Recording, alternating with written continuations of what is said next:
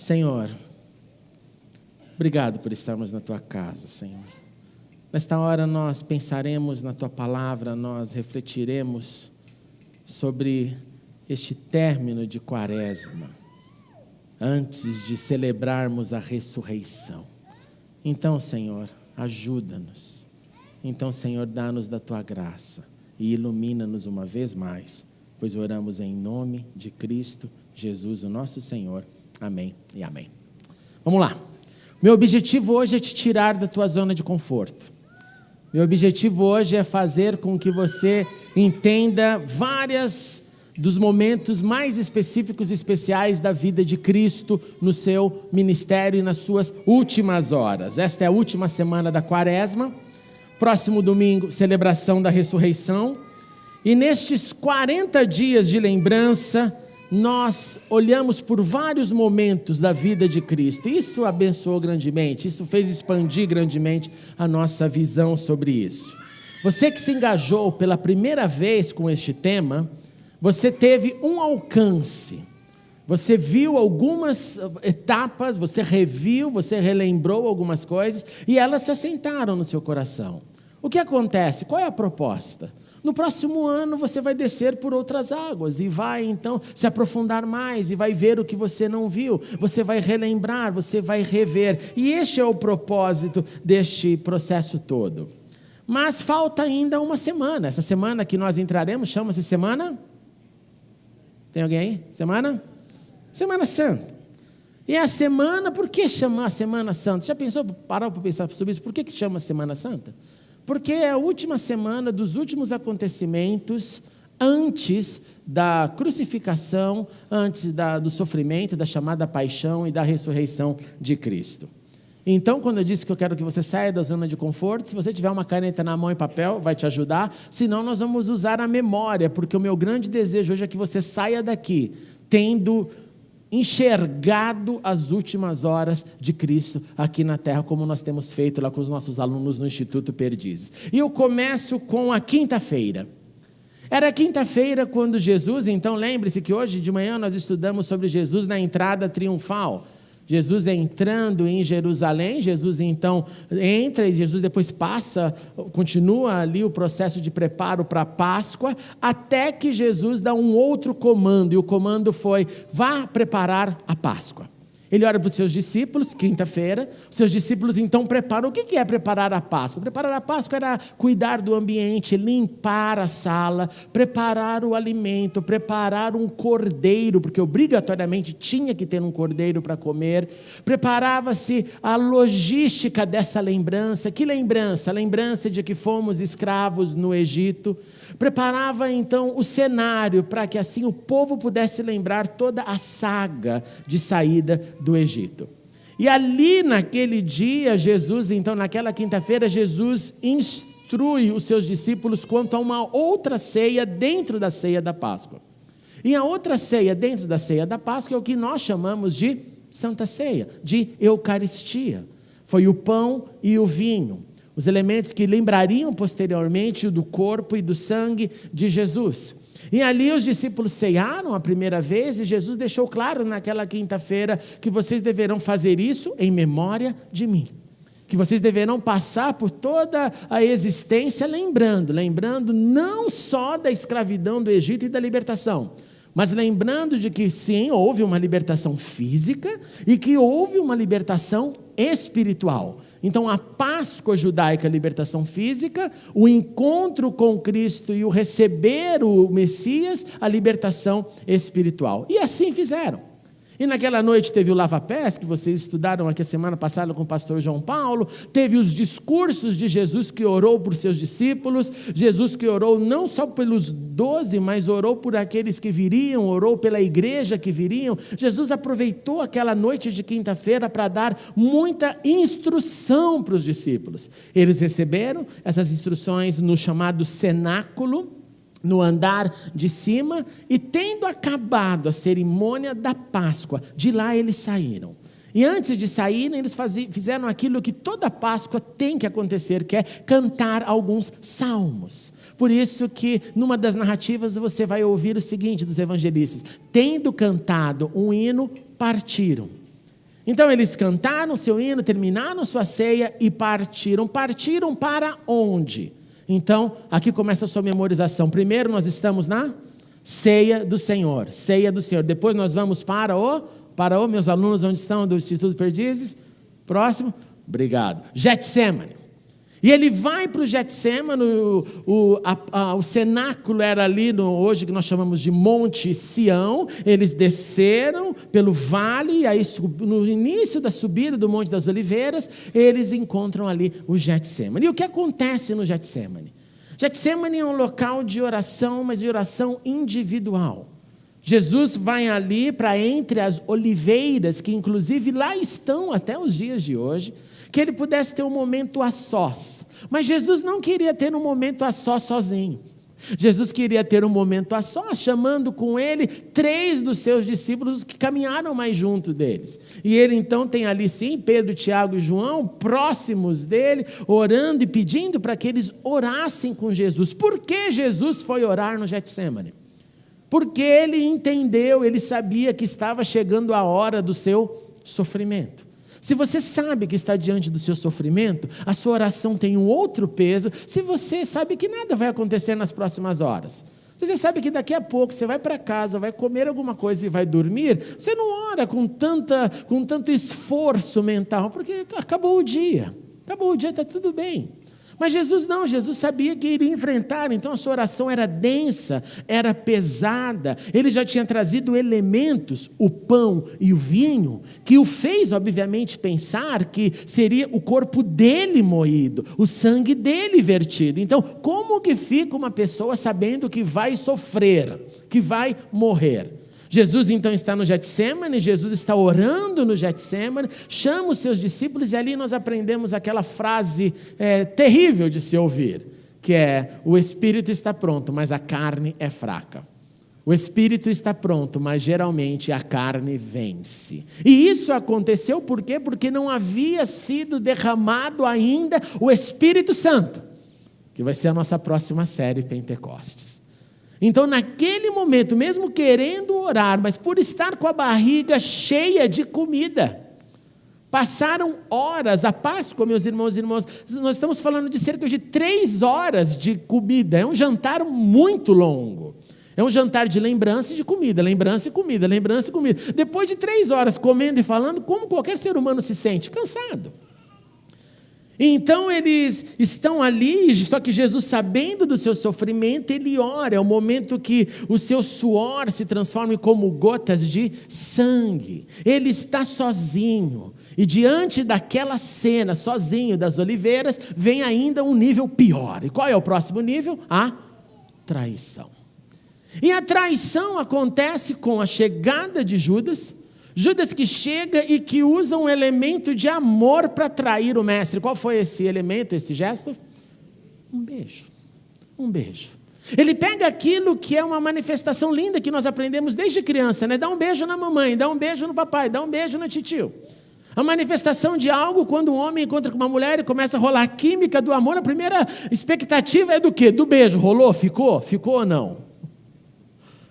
E ele pega este elemento, que é uma manifestação de amor em todas as culturas. Tem culturas que beijam mais, tem culturas que beijam menos. Quando eu me relacionava com os franceses, eu achava interessante os 3 beijos no rosto entre os homens. Mas quando eu me relacionei com os etíopes, eu perdi a conta, porque vai de 5 a 10. É impressionante. Eu achava no primeiro que não, isso só pode ser, ele deve ser maníaco por beijo. Aí veio o segundo, mesma coisa, terceiro, segundo. Aí então você ia beijando até que ele parasse, né? Porque senão seria falta de educação. Então vai lá, é muito engraçado. E é interessante, inclusive, porque você vai perceber que mais tarde Paulo vai dizer às igrejas uma forma de cumprimentar. E qual era essa forma de cumprimentar a igreja? Um beijo santo. Por que Paulo fez isso? Para que não ficasse no consciente de todos a ideia de que beijo era ruim.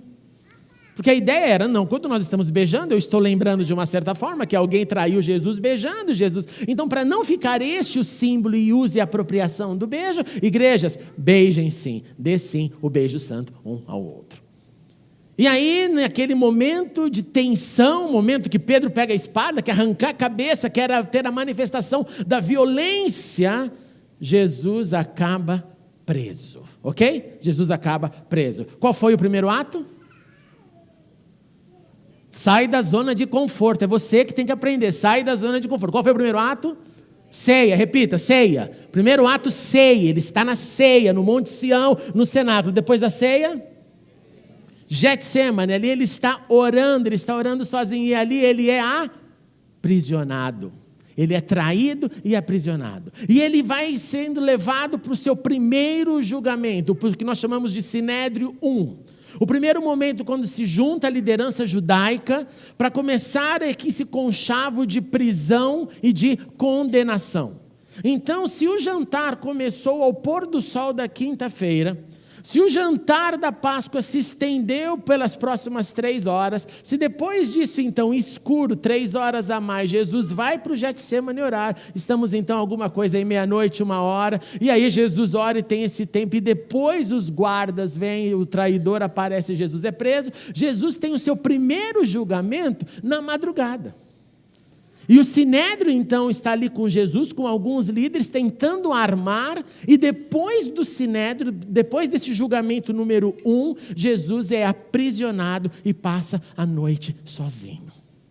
Quando nós vamos em Israel, nós descemos nesse lugar onde Jesus ficou aprisionado, é muito ruim, é muito triste, é um dos lugares que você vai visitar, mas é só angústia que brota daquele momento de você imaginar a cena de Jesus aprisionado num lugar, passando a noite, sabendo que no dia seguinte iria ficar pior.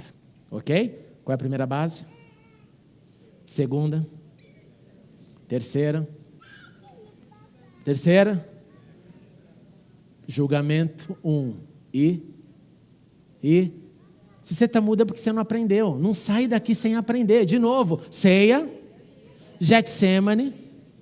No Getsemane, traição e prisão. Julgamento número 1 e prisão. Passa a noite na prisão, ok? Ok? Aprenda, usa a cabeça, prisão. Ele passa a noite, não sabemos se ele dormiu, se ele ficou acordado, se ele passou orando. Fato é que ele estava ali num momento de grande tensão. E aí chega pela manhã, acontece o segundo julgamento. Que julgamento era esse? O julgamento de novo do Sinédrio, dos líderes religiosos que se reúnem com ele para de novo ter com isso a documentação necessária para levar para o governador romano. Então ele está nessa hora, no seu segundo julgamento, bem cedo, e você vai entender daqui a pouco por que isso acontece bem cedo, logo no início do raiar do dia. E Jesus passa por esse julgamento, e Jesus uma vez mais então é condenado para ir para a próxima instância. Qual foi o primeiro elemento? Segundo, o que acontece no Getsemane? Traição e prisão e julgamento número 1, noite na prisão. Julgamento número 2 pela manhã. Estão comigo? Legal? Repita tudo de novo para quem está do seu lado. Vai, usa a cabeça. Vai. Porque daí se você falar errado, ele te corrige e te ajuda. Use a mente.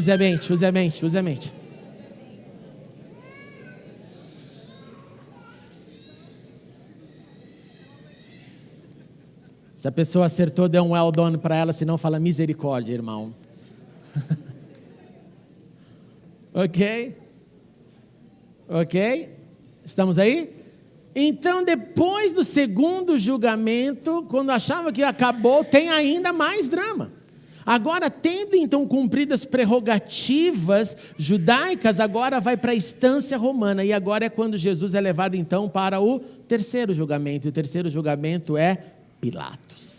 Aí ele vai diante de Roma e Pilatos vai ouvir a história cedo de manhã, naquele dia que ele sabia que era um dia tenso, um dia que vai celebrar o início do sábado. Ele sabe que muda tudo no sábado ali na Judéia. Por quê? Porque todo mundo para com o seu trabalho, cada um vai para um canto. E aí ele ouve as declarações e fala: eu não estou vendo nada que possa incriminá-lo, mas... Da onde que vem esse Jesus mesmo? Da onde?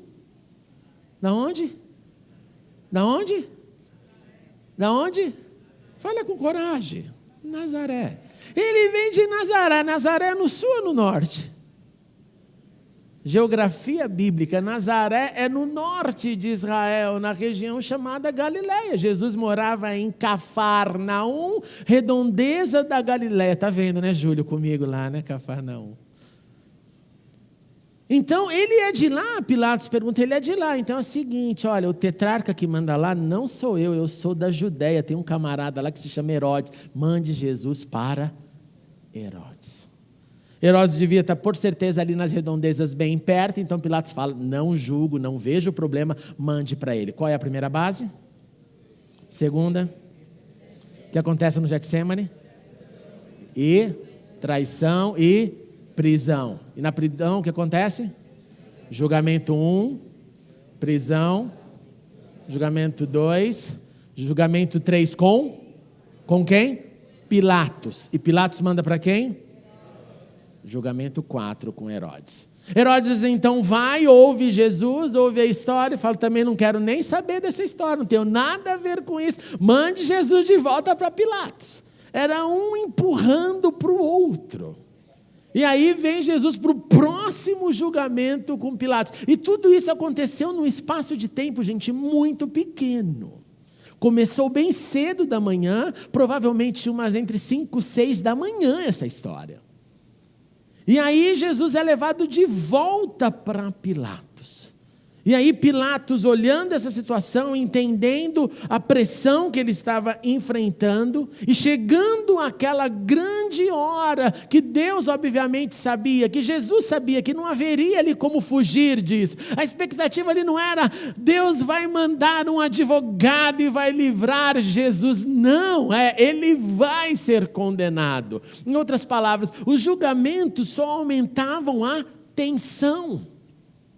E Jesus sofrendo isso tudo sozinho, porque os seus discípulos tinham desaparecido. Nesse meio termo, você vai se lembrar do que aconteceu com Pedro. Pedro negou 3 vezes. Judas está ali em algum momento desse tempo também ali, já desesperado com o que fez, acabando inclusive com o suicídio. E Jesus, o exército de um só homem, sozinho. Então chega o grande momento e Pilatos, mesmo alertado pela sua mulher, marido, eu tive um sonho, acho que você não devia fazer nada com esse aí. Você via que era a voz feminina tentando ajudar o homem, e nada, e ele não tem como fazer nada. E ele prefere então lavar as suas mãos e condenar Jesus. E ele condena Jesus à crucificação, e Jesus então é enviado para caminhar no que nós chamamos hoje de via dolorosa, que era o caminho ao Gólgota, o caminho da fortaleza de julgamento ao Gólgota, que era a montanha chamada Caveira. E lá Jesus sofre, e lá Jesus está já enfraquecido, porque passou a noite com todo esse drama. Então a sua última refeição foi na quinta noite, depois de então foi só sofrimento, tortura psicológica inclusive. E Jesus então precisa de ajuda, precisa levantar um homem ali no meio da multidão de peregrinos. Seu nome era Simão, Cirineu, ajude a Jesus. E ali ele ajuda Jesus a carregar a cruz, porque este estava impossibilitado de terminar a sua missão. E Jesus finalmente então é colocado na cruz. Quando eu disse para você que tudo isso aconteceu então na madrugada, provavelmente a partir das 5 em diante, que esses movimentos entre Sinédrio, Pilatos, Pilatos, Herodes, Pilatos, condenação, e o caminho para a crucificação, isso foi tudo muito rápido e tudo desde cedo. Por quê? Porque em Marcos 15, 25, você vai ler que eram 9 horas da manhã, quando crucificaram Jesus. Se você nunca parou para pensar nisso, então memorize isso hoje, meu irmão. O nosso Senhor foi para a cruz às 9 horas da manhã. Qual é a primeira base? Segunda. Terceira. Vai embora. Prisão, julgamento 1. Prisão, julgamento 2. Pilatos, Herodes, Pilatos, crucificação, no caminho da via dolorosa. Aí, que horas ele foi crucificado? Às 9 horas. E ele lá naquela cruz vive momentos de angústia. Lá naquela cruz ele vive aquilo que era o terror de todo mundo que vivia sob o domínio do Império Romano, de ser crucificado. Na história nós temos registros de dia onde foi crucificado em um só dia, numa determinada rebelião, 100 pessoas crucificadas e seus corpos expostos, para que todos vissem o que acontecia quando alguém ia contra o Império Romano. E Jesus naquela cruz ainda continuava fazendo o que ele fez a vida inteira. E o que ele fez a vida inteira dele foi ensinar. E lá na cruz ele ensinava o perdão. Senhor, perdoe, eles não sabem o que fazem. Na cruz ele ensinava a completa humildade, o completo, depois que nós vamos ouvir mais tarde, sobre o fruto do Espírito, que é o domínio próprio. Jesus na cruz vivia o domínio próprio, porque o que é, gente, nós não temos noção do que é ser Deus e não usar o seu poder. O bom de ser Deus é poder fazer as coisas acontecer.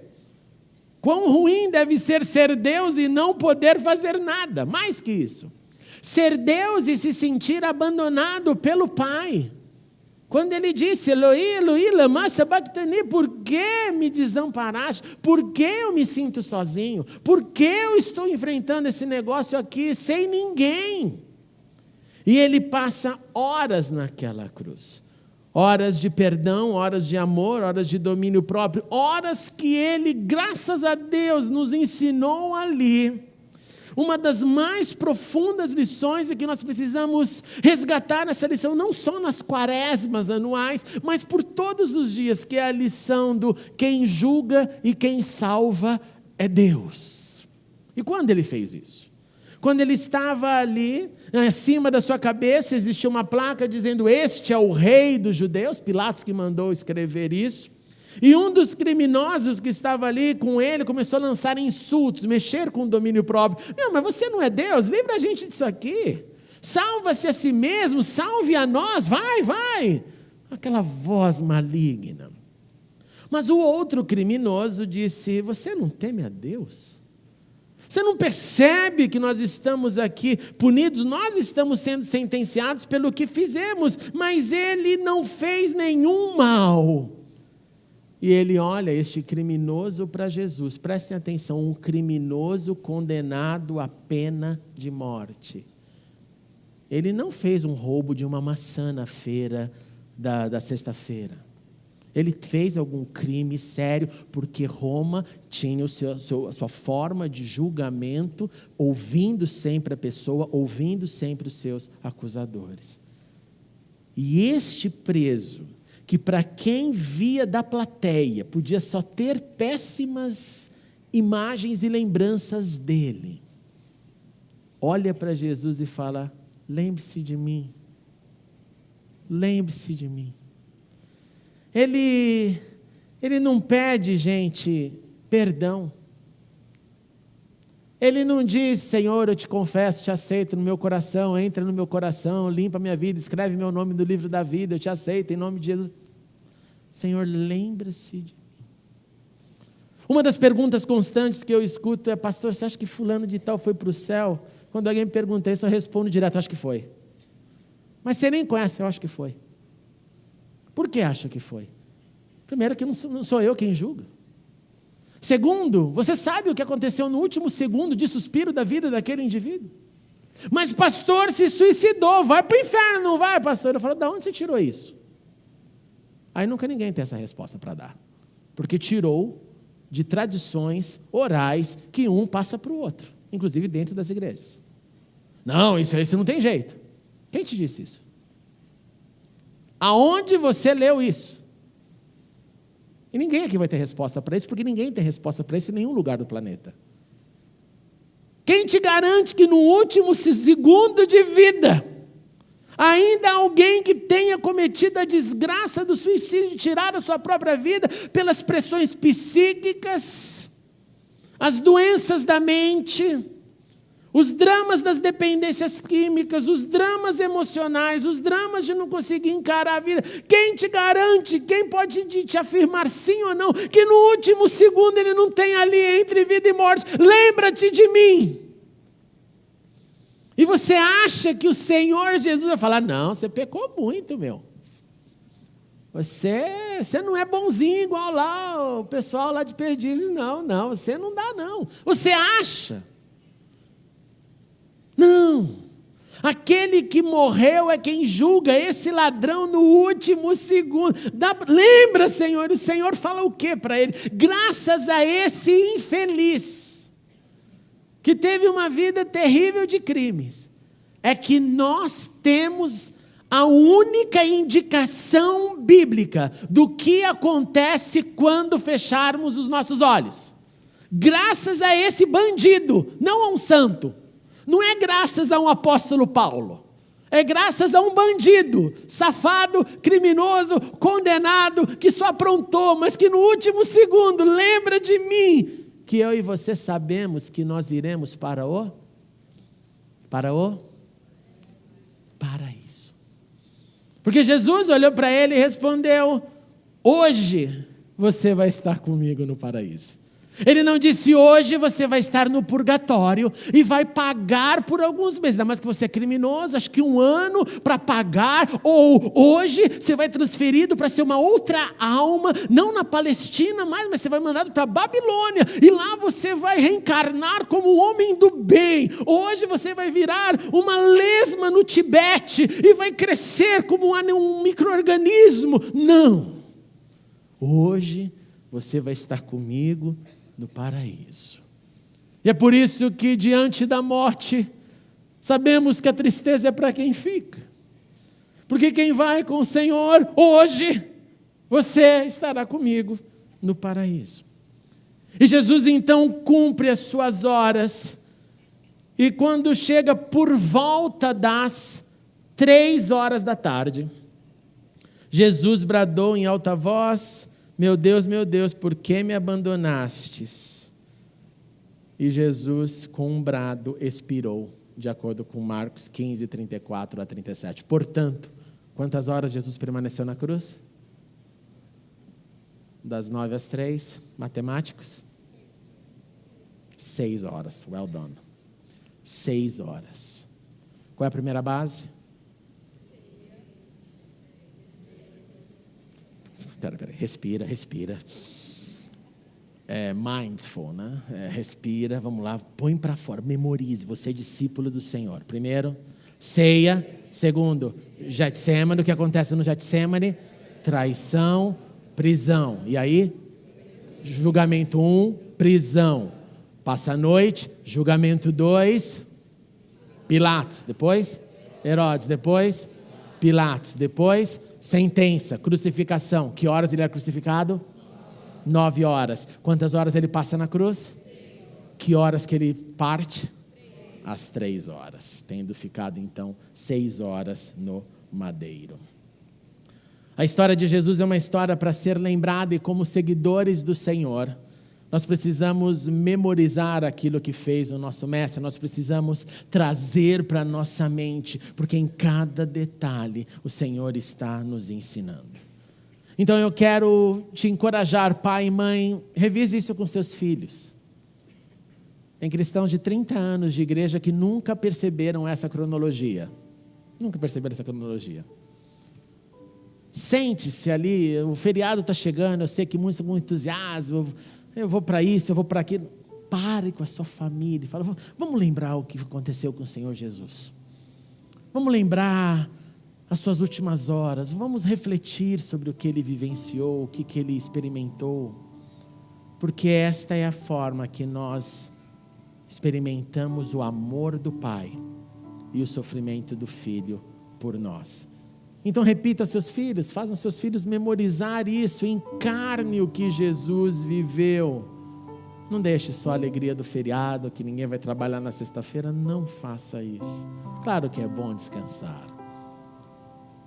Mas como nós ouvimos Moisés lá em Deuteronômio dizer em cu, que fale quando acorda, quando levanta, caminhando, sentado o tempo inteiro. E é isso que deve fazer seguidores de Jesus.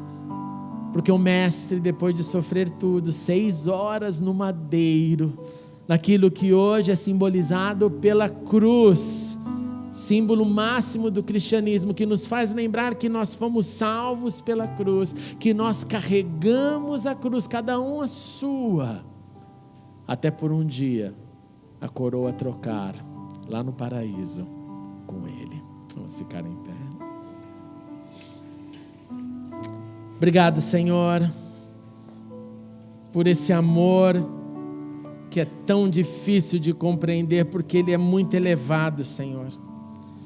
Um amor de um pai que deu o seu filho, um amor de um filho que deu a sua vida, um filho que não manifestou o seu poder, mas aguentou a dor, o sofrimento, para que assim conquistasse a morte e outorgasse a vida eterna aos que creem.